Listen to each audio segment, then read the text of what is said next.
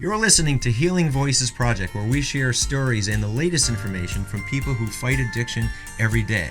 I'm Mike Torville, your host and author of Voices from the Fallen. Thank you for listening, for following, and most of all, for sharing with people you care about. Make your voice count too.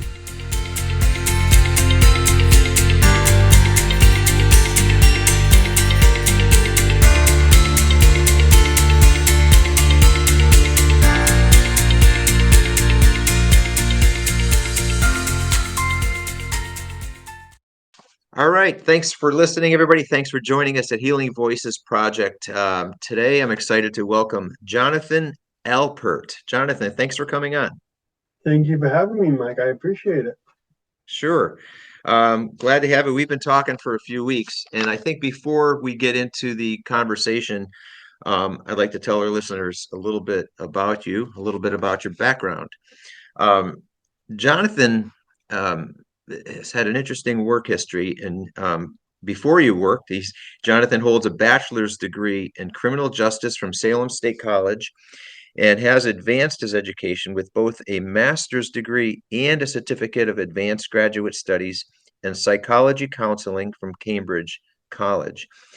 And Jonathan spent 15 years at North Suffolk Mental Health Services as a lead group facilitator and also provided one-on-one counseling. He later joined the Community Action Program Intercity in Chelsea, a nonprofit focused on helping the homeless to improve their lives. Unfortunately, Jonathan was let go in 2020 due to the financial cuts in the midst of the pandemic. But looking through all that you've accomplished, what makes these accomplishments even more impressive is that Jonathan has navigated these challenges while being blind and hearing impaired. Jonathan's story is truly remarkable. And again, thanks for taking time to talk with us today. Glad to have you. Thank you. So, from the beginning, it wasn't always your intent, but what inspired you to pursue a career in the social service field? Well, I wanted to be a lawyer from younger years. I went to Salem State College, got my degree in criminal justice, started preparing by taking the LSATs. I went to do my internship at the juvenile courthouse in Lynn, and I got to talk to all the lawyers and all the judges. And what I have figured out was that the idea that I had of a lawyer was that more of like a TV type lawyer. I didn't realize that there was so much paperwork and like physical paperwork that would have to be done. And back then, technology wasn't as good as it is now. So the time that I would have to do to take the papers and put it in a form that I could work with, it would have been way too much time for me. And I wanted to work with people. I didn't want to have to work with, spend my time and day sifting through papers and figuring out how I can make it into a form that I can work with. So I thought, well, like I was always a good listener. I was always the friend that people came to for advice and whatever. I'm like, you know what? Let me see if I can do counseling. So I took a couple of classes in psychology counseling, and that's when I'm like, you know what? I enjoy this. I can do this. I like this. Let's see if we can pursue this. So that's when I just went on to get not only the master's degree, like you said, and the CAG degree, and went off to go work. And you learned it was your true calling after all this, wasn't it? Absolutely. 15 years, and so it was a good run. Yep. Well, after all that you've learned and through the experience, what do you think are some of the major barriers surrounding mental health? Well, Mike, that's a great question. There's two things that come to my mind right away. One is funding. The lack of funding within the mental health department it's sad. What when I worked at North Suffolk, I in the um, in the day rehabilitation program, we had clients that would come because they had a place to go to. They had a place that they could come and learn and be, uh, active members in their little community that they made up within the program. And when that program closed because of funding issues, they didn't have a place to go. So they couldn't, um, they lost the trust that we instilled in them. They lost their, the connection with not only us, the staff, but each other. Because, they just went back to their group home and they didn't have this big community of program to go to. Um, that's one aspect of it. Another part is the staff members with the funding. Like the, when you first come out of college, it, obviously, like the pay is not great, and so Mm-hmm. what happens is that they find another career, or they might find, or they might get hired, higher up in the programs. So the staff members don't get a good, um, Good the compensation. compensation. Yeah. So they don't stay around a long time, and so that kind of leaves the clients feeling like abandoned and like Mm-hmm. they lose trust in people. And that's what we Mm-hmm. not want. We want them to feel trusted and we want them to feel like that they belong. So, I think that if we can give the lower people more, the lower, look, the people that are starting out, we can give them more money, we can give the different programs more money. I think it would be better for all. Yeah, that's important, right, to sustain it. You said there's another barrier. What's the second barrier? Yeah, second barrier is the stigma. There's a big stigma behind mental health. Um, I know that for there's one out of every 20 people that have a severe mental illness. There's Wow. one of five people have like just a general mental health issue. So in general, like we all know at least a couple of people who might have a mental illness, even if we don't know that they have it, more than likely we know two or three people that probably have one. Yeah. So, to me, it's these people are still people. They might have an illness, they might have, um, different anxieties or, um, but they still have feelings. They still have thoughts, and they just want to feel like that they that they are respected. So to me, like we have to have more knowledge about mental health out there. We need to start early, like teach kids even in like grade school or and just start building from there. That having a mental health is not a stigma. It's like we all have, not we all, but a lot of people have it. So it should be something that we all learn about from a young age so we can be more supportive towards others. We're not running away from them. We're running toward them. We're asking them, how can we help you? And understand. And if we don't have the answers, like we can, find support for them. Um, and I think that'd be Yeah. very helpful for everyone in society as a whole. That makes sense. Stigma is changing, it's changing slowly, but I think that's due to people talking about it more and creating an awareness. And as you Mm, said, 1 in 20 or even 1 in 5 have experienced some sort of mental health condition. I think with that, and again, the awareness and willingness to talk about it slowly breaks down that stigma. Not ever quick enough. Um, but you mentioned you worked in a mental health rehab program as a lead facilitator. What do you think the benefits are of a mental health rehab center?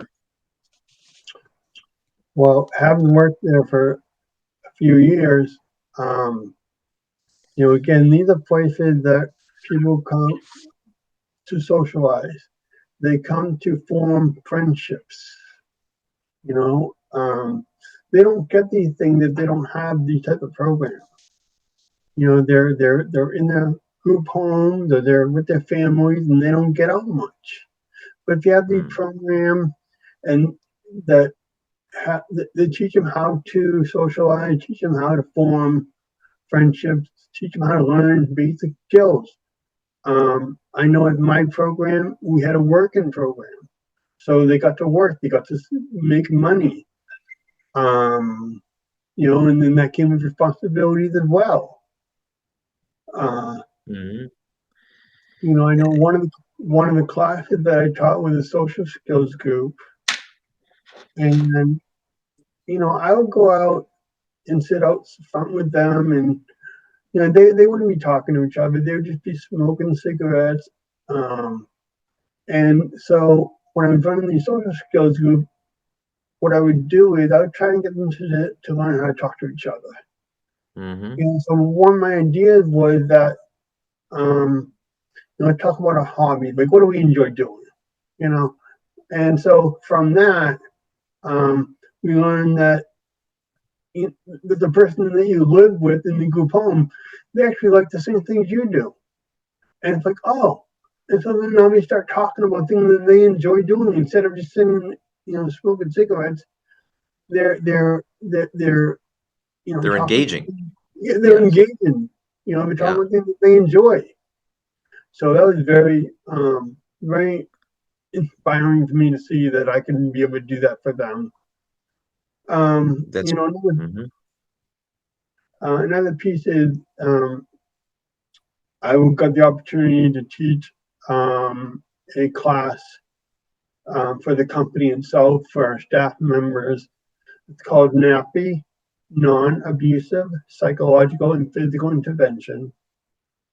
And part of this program, it was a 3-day program, and part of the program, um, there was uh, there's something called the green scale. Green scale, and what we try to teach within this green scale is that the clients that we have, they're like they don't get the caring community that we do. Like they live in a group home, so maybe they don't have families around. Maybe the family only come once or twice a week. And Mhm. then like productivity, like they may not have a job, they might not have responsibilities. They may not. And the third piece is having like um, activities to do. You know, Okay. like you and I, like we can go and jump on a plane and go somewhere, or even just go to a concert or a sporting event. They can't do that, and so what we try to do is we try to make things better for them. We try to take the little bits that we can. So we might say to them, okay, you know what, it's your turn to make dinner. What do you want to make for dinner? So they tell us what they want to make for dinner. Okay, now let's make a menu. Let's see what, and then we say, okay, now what do we want? Like, what are the ingredients? Okay, so here's the ingredients. We write them down, and then we go shopping with them. I'm like, okay, now we go shopping. We do the money stuff, and then we go home. We cook. They cook with us, and so Mhm. it's more than just them. Them just cooking a meal. It's this whole entire thing where it makes it a lot better. They feel more responsible. They feel important. They feel like they're needed. You And know, they're contributing. They're contributing to the well-being of the group, right? yeah, yeah. So so having that and so for me, they just feel that they want to be valued and cared for. That's all they really want. Yeah. Yeah, well, that makes perfect sense. Now, with those kind of that in that kind of environment, is there, can you tell me about a time when you worked with someone who was having a difficult time, and how did you help them get through it? Wow. So we had this client of ours. He was having a PTSD moment, and I was in grad school at the time, um, working in the group in the day rehabilitation program. And this gentleman was in a office by himself, and he was um, rocking back and forth really, really fast. He was crying, or he was wailing. He was like screaming, wailing, crying. And none of the other staff members knew what to do. The program director came and got me because she knew that I had, the grad school experience. Hmm. So I went in there and I said to him, "Can you tell me where you are?" And with his response, I knew that he was in a PTSD moment. Um, so I took one of the tools that I recently learned at the time, and I sat down in front of him, and I said to him, "Where are you? Who am I?" Um, and I had him like slow. I asked him, "Can you slow down your rocking? He's rocking really fast. I think, can you slow down? Hmm. Can you slow down? Can you slow down?" And he was quickly see, quickly he slowed down eventually to the point where he stopped. He stopped crying, and we were able to have a normal conversation. He was able to have recognize where he was, Hmm. and he was basically able to come back to the here and now. And the I didn't know this, but the program director had called the emergency team. So they were on their way anyway. And once they came, I said, I told the client, I said, "You're going to be okay. You're going to be okay." And he said, "Jonathan, thank you." And like that just made me feel so good to know that I can help this gentleman. That's difficult to get somebody through. It's really much harder than it appears, but you were Oh, able to get them until um, the emergency team arrived, right? yeah, yeah, Yeah. Wow, that's something. Um, and then he said thank you because you must have said, okay, yeah. whew, yeah, that feels good. But you also worked with the homeless population as a life coach. What did that involve? I did. I had a fun time working for this program.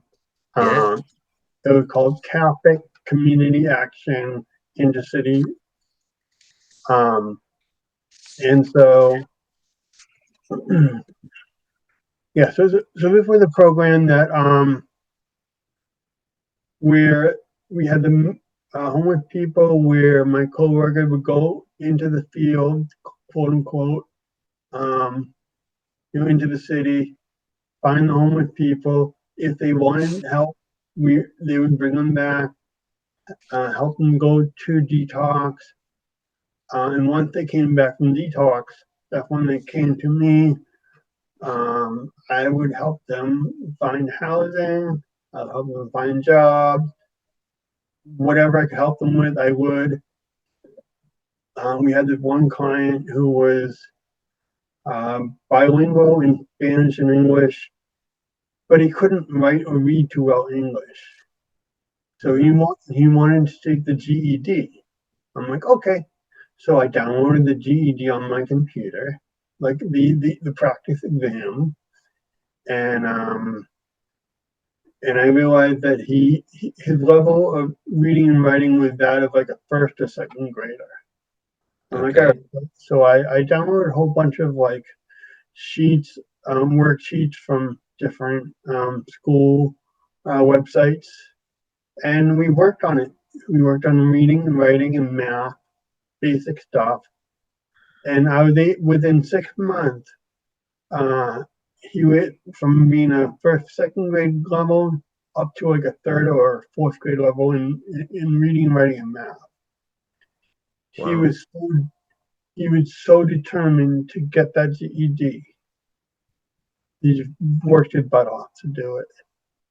Hmm. Um, unfortunately, well, fortunately for him, I guess, he moved back with his family up in upstate New York. But so I don't know if he ever got the GED or not, but just like being there and seeing how much he put his hard work into it, like I just felt so proud for him. He was able to do that. That's great that you guided him through that. That's really great. It's got to feel good because when you start off, you're thinking, "Uh-oh, I don't know how." When you see someone has achieved something or is progressing or making a difference, that's got to feel good. Um, well, you've got the experience working with somebody with PSD, homeless as a life coach. That's great, and I think I can certainly see that and just who you are, the compassion and working with people. Like you said, you discovered this early on when you were thinking about becoming a lawyer. You Yeah, found something that you felt you could do better, and I think it is your true calling. But aside from that, and I notice you really do have quite a set of skills here. Aside from working with people, and reading your resume, I noticed you had also taken a class in grant writing and you have some experience in grant writing. What interested you in that aspect? I thought you didn't like paperwork before. I don't like physical paperwork. No, Oh, okay. uh, in modern Uh, technology, but no. One thing I do love is I love doing I do enjoy doing research though. I found like helping people to find things.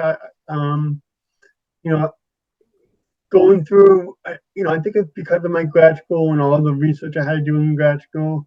Um, you know, having, especially having to go through two, um, um, like, uh, well, like each class would be like 20-page papers each, and on top of the regular classwork. So there's a lot of research involved. So I think from that, I learned to enjoy doing research. mhm. But another part of it that I love doing numbers as well. I love numbers. I'm a big sports guy, and learning about statistics and figuring that kind of stuff out, I enjoy doing. So I was trying to find something that would increase my marketability. So I took this online grant writing class, and it was fun to me. Um, and I wasn't sure if I would use it or not, but I had it in Mhm. my back pocket. Mm. And when I went to go, um, when I, when I was interviewing for the with Capic, one of the people said to me, "Oh, I see you have grant writing on on your resume. Do you know how to, like, would you be willing to do that with us?" I'm like, "Yeah, I'll do grant writing with you." So part of my job was helping them to research grants to decide which one like matched up with our requirements, um, and then assisting in the grant writing process, like the actual grant writing, writing proposals for the grants, um, of which I have my name on two grants myself. One of them, I believe, was $100,000 grant that I believe we got, and the other one was $50,000. I don't believe we got that one, but I still would have my name on it, and I'm very proud that I was able to work through that, especially having very little to no knowledge in it beyond the one class that I took. Uh, you Mhm. know, I mean, again, like I very much enjoyed it, um, especially the research and doing all the numbers and working on Excel, which um, like I enjoyed Excel, but having to do the Excel with the grant writing, I learned a lot more about the Excel program than I thought I would ever learn. So that's just another piece of the puzzle of the grant writing process. It's very interesting. You brought up a few things. One, maybe I could use your help too. I could use a grant or two.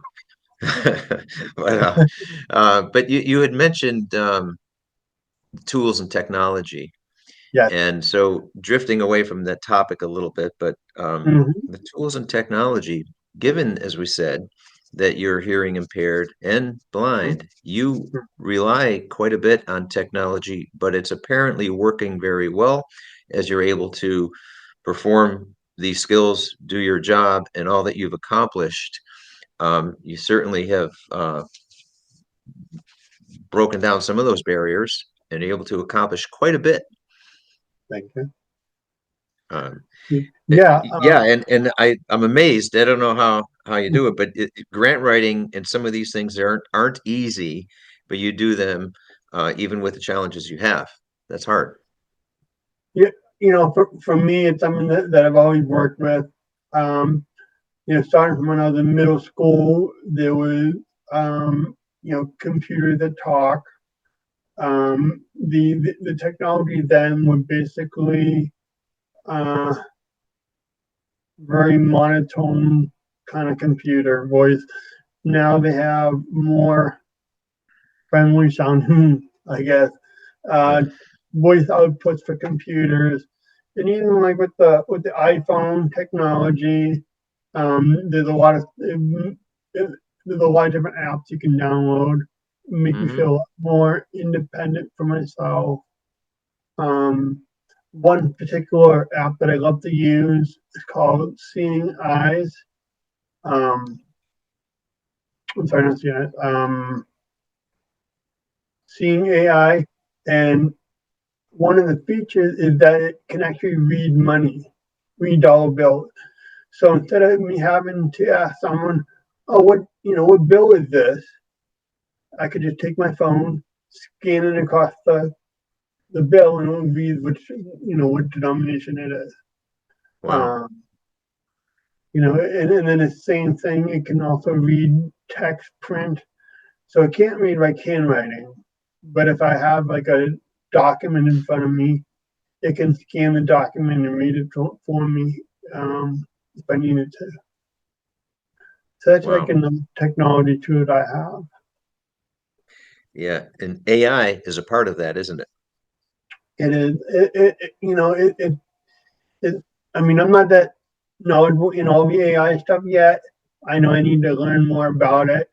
Um, but there's still, like, it's so incredible compared to like how life used to be with technology compared to where we are now. It, I mean, the idea that you can just get into a car now and tell the car like where to go, like that's so like you know uh it's it's still a future. little scary, but Yeah, yeah. but it's like futuristic. If like that should be on like the Jetsons, and now here we are with the Jetsons. We Hmm. kind of we caught up to the Jetsons now. Right, right. And it's still evolving and it will evolve very rapidly. And what's occurred in the last 2 or 3 years, Yeah, it's going to accelerate quite a bit more. So all the better. yeah, Well, that's great. absolutely. Go ahead. I didn't mean to interrupt you. I don't know. No, I just agree with you. Yeah, yeah. Well, that's great. Well, you've got certainly a lot to offer, many different skills and with your experience. Um, and I would say that there's somebody be really lucky to have you on their team. Um, if people want to learn more about you, Jonathan, how would they get in touch with you? They could email me at jna3434@comcast.net, or I do Hmm. have a LinkedIn account. So that'd be linkedin.com /in/ Jonathan Alpert 34, so JONATHANALPERT 34. And that should Okay. be the direct link to my LinkedIn account. If you want to read Yep. more. And on your LinkedIn account, and I've seen it's you've got quite a bit there, and you have an impressive resume. Um, and I would think that again, I think you've got some good opportunities in front of you, getting paired up with the right people and people getting paired up with you. I think you've got a lot to offer. And it's always a pleasure talking with you. We've talked over the last month or two, and it's just good getting to know you. And you are a sports fan, a New I, England sports fan. I am. I'm a diehard Red Sox fan. If you can tell by my Yeah, background.